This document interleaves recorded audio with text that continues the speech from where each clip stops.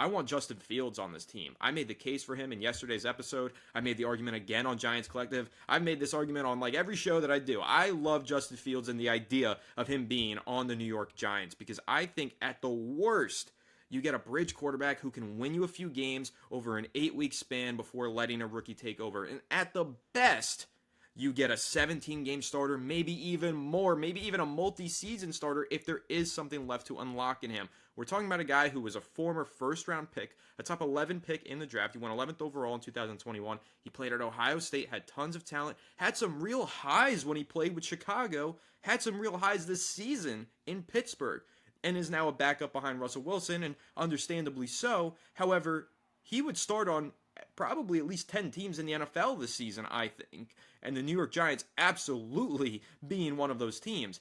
You sign him, you upgrade that quarterback position, and because he basically just played a bridge role this past year for Russell Wilson, ironically enough, you have him play that same role or keep that rookie off the field. That is how you go about this, in my opinion. You hope that you get a Sam Darnold. Everybody wants to make that comparison. I'm kind of tired of making that comparison, though, Alex, because you can't bank on getting a Sam Darnold, but at the end of the day, when you sign a guy with upside in free agency, you hope that they keep any rookie behind them off the field. And that's what you're hoping for with Justin Fields. And again, I want to highlight upside here because I think it's there. Justin Fields did flash some great potential at times in Chicago, but he was being coached by fucking Matt Eberflus. That guy sucked. That guy should have been fired 2 years ago. He finally got fired midway through this season. I don't know how the hell he stayed coaching that team for as long as he did. That was a complete mismanagement, and that's, I think, we talk about, Alex, if you think back to Daniel Jones' career, we were like, oh man, Jason Garrett just killed that guy's career. Pat Shurmur, this and that. Freddie Kitchens. We always talk about these guys. Matt Eberflus never gave Justin Fields a legitimate chance to have a career. He messed him up immediately. I want to see Justin Fields with some proper coaching. And no, don't tell me that he just had proper coaching this year in Pittsburgh. Pittsburgh's offense also fucking sucks because Arthur Smith is a bad coach. And he's just terrible. Fields has been shafted everywhere he's gone. I feel bad for the kid. Give him a legitimate chance. Now, this is the other half of it. I think Fields will look at the Giants as a legitimate chance to be coached properly by Brian Daboll. Will Giants fans feel the same way? That's another question, because I think a lot of Giants fans have soured on Brian Daboll after watching the regression of Daniel Jones and the implosion of this offense over the last 2 years.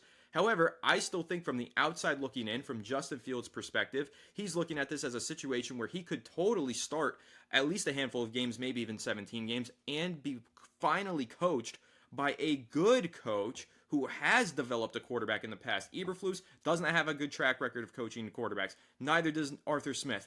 But you know who does? Brian Daboll. He has coached Josh Allen in the past, but also it's not just Josh Allen. I think people forget. When he was at Alabama, he was a part of the developmental process of coaching Jalen Hurts and Tua Tagovailoa. So the guy knows how to coach quarterbacks. He's got a good track record with it, and he still gets glowing reviews around the league from everybody who's ever played under him, at least during his time with Buffalo. So I think Justin Fields would be entirely attracted to the Giants because of Daboll, and I think that if you want to bank on one of these toolsy upside free agent quarterbacks, Alex, Justin Fields is the guy to do it. And I'll probably do a whole episode breaking down just Justin Fields, why he makes sense for the Giants and why the Giants make sense for him in the coming weeks here as we prepare for free agency. But I had to put that out there, Alex, and just go on this tangent because all of that to be said, if you sign a quarterback with that kind of upside and with the ability to start at least 8 weeks, because don't argue with me, Justin Fields could at least start 8 weeks for this game. We just saw Drew Lock start 8 fucking weeks for this game.